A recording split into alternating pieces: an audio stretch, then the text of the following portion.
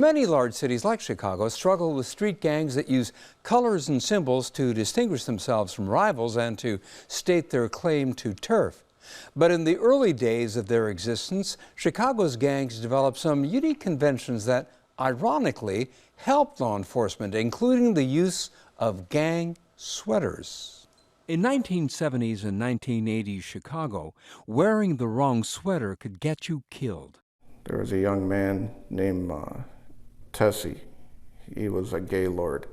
He got caught coming out of a sweater shop. I think it was on Milwaukee. He was caught by the Orchestra Albany street gang coming out, and they killed him for his sweater. James O'Connor grew up in the city's near western suburbs, where he says he got an up-close look at Chicago's street gangs. I had a lot of neighbors that would move in every once in a while, and again, I'm a little kid, maybe 10 years old, and these kids are telling me, "Oh, I came from Cicero, and when I get older, I'm gonna be a noble knight." One aspect unique to Chicago gangs: Letterman-style sweaters embellished with gang symbols. Today, O'Connor collects the sweaters as historical artifacts. I just got this, actually, from this guy, Joker. Joker was a Palmer Street gaylord. He's trying to make his life right. So how did something as wholesome as a Letterman sweater become the uniform of violent street gangs? Their evolution parallels the way many gangs evolved from what were known as social athletic clubs. The clubs, which have roots stretching back to the turn of the century, began as community or school groups, often with sports teams. Some clubs showed off their membership with coordinated jackets. In the 1960s, clubs began to wear Letterman-style sweaters in the club's colors, adding custom patches with their club logos. You got all your different symbols like snakes. You've got the Latin king head with the crown. You've got a skull with a top hat. As the neighborhoods changed over the years, the clubs became territorial, and fights would often break out after events like softball games. One gentleman from a social athletic club, he said that we might lose the game, but we'll win the fight. As the social athletic clubs devolved into street gangs, the sweaters became a way for gangs to flaunt their colors, and a kind of code developed. Gang members would drape their sweaters over their arms when entering enemy territory to indicate they were not looking for a fight. The sweater's colors indicated different functions. A sweater with a colored body and dark trim was known as a party sweater, and the reverse scheme was called a war sweater. The war sort of be like, oh, let's go rumble, or I want to cause trouble while I'm representing. The sweaters became trophies they would capture to show dominance, sometimes with deadly consequences.